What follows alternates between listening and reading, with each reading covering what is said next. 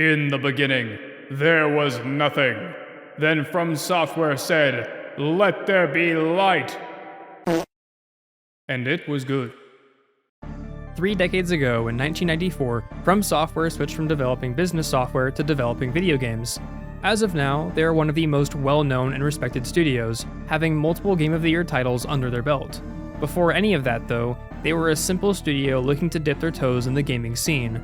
They made their first steps in this endeavor with the release of their very first game, Kingsfield. Kingsfield dropped in December of 1994 for the newly released PlayStation game system. This first Kingsfield title only released in Japan, its sequel releasing internationally the following year.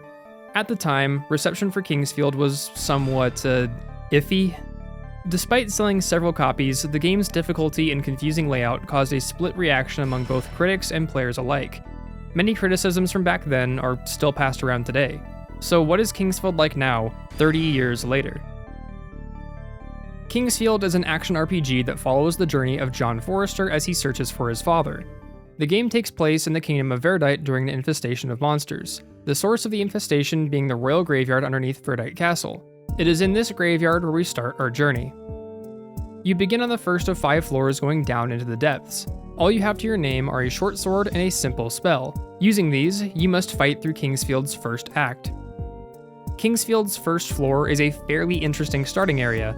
I say this because it functions basically like any other floor in the game. The only thing that makes it a tutorial floor is the fact that you start there. There's no tutorial or designated space for learning. The only thing you get are tips from various NPCs found throughout the floor. This floor is where you'll spend a large portion of the game, learning things and figuring out the first few puzzles, as well as grinding to get to a higher level. The floor itself can be tricky to navigate. It has a maze-like structure that is easy to get lost in, though this is the same for most of the game's floors. This floor's first puzzle, and Kingsfield's best resource, is the Dragon Spring. When starting a new run of Kingsfield, I strongly recommend getting this puzzle done as soon as possible. In Kingsfield, there are only 2 ways of recovering mana. Well, really there's 4 of them, but I don't count 2 of them because one's in a bad spot and the other is very, very late in game. The best of the 2 good resources is the Dragon Spring. Found on the first floor, the Dragon Spring fully recovers your mana and health upon using it.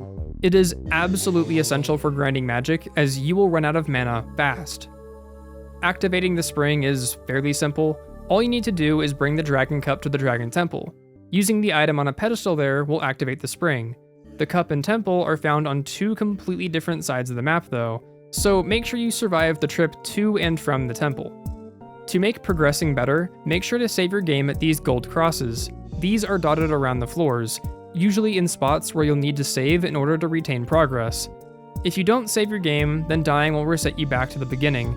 Not the beginning of the floor, no, the beginning of the whole game. There is one exception to this, but I'll get into that momentarily.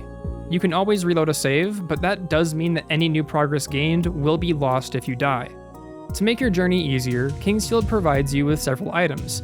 The best of these are key items, which will help you progress, though consumables are pretty cool too. Kingsfield has 7 total consumables, 5 of these being healing items. The 2 that aren't are Verdite and Phantom Rods. Phantom Rods will show hidden passageways for a time, making them blink when approaching them. Verdite will increase your magic level by 1 permanently. Herbs and leaves healing back sets of HP, while recovery medicine and antidote herbs clear status effects. There is one consumable though that stands above the rest. The Dragon Tree Fruit are easily the best item in Kingsfield. They are the second mana resource that I was talking about earlier. Using one will restore both your mana and health, making it a top tier item. It gets even better though. If you die with one in your inventory, then it will get consumed, respawning you at the Dragon Spring without erasing your progress. You do need the Dragon Spring unlocked for this to work though. As far as introductions go, that's about all I've got. For now, I want to delve a bit more into Kingsfield, specifically with answering the question, what is it like now? When I first played Kingsfield, all I knew about it was that it had generally negative reviews, and that it was FromSoft's first game. I also streamed my experience. Going in completely blind and not being in the best headspace led to me having a bad experience. About a week later, and feeling much better, I went back in and gave it a fair shot. Kingsfield is a tricky game to play. My first experience was made more difficult thanks to me not knowing anything about how the game worked. The game's manual helped a little, but there were still some things that I wasn't told. One of those things was how important leveling is, and another was how combat worked as a whole. Kingsfield is a very vague game. It almost never directly tells you anything. Where things are or where you're meant to go is a big secret meant for you to only know once you've figured it out yourself. I like this design, though only a little bit. I've become used to it thanks to the Souls games and a few other titles. Though the sheer amount of ambiguity in Kingsfield can be staggering.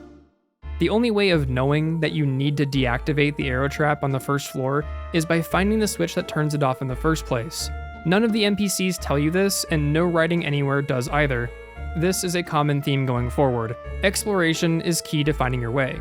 Puzzles are the simple part of Kingsfield, the complex part being navigation. The combination of the two is what I believe made the game so mixed to begin with. The finicky controls in combat are at least tolerable. Being lost and confused on top of that makes for a less than enjoyable experience. Despite this, a lot of reviews for the game, even now, don't mind it. It is a con, though if anything, it's Kingsfield's biggest con, which all things considered, isn't too bad. The gameplay loop of Kingsfield is rather plain, but it doesn't detract from itself. It doesn't play pretend or become offensive at any time, making it a solid experience from start to finish. Throughout the game, you can see that it could become something greater than what it is. The pieces are there. FromSoft just needed more time to improve on their concept, and they did, multiple times in fact. I feel that Kingsfield stands better now than it did when it released. Now we can see that FromSoft was trying to get their bearings in the industry. Kingsfield shows merit in the face of new challenges.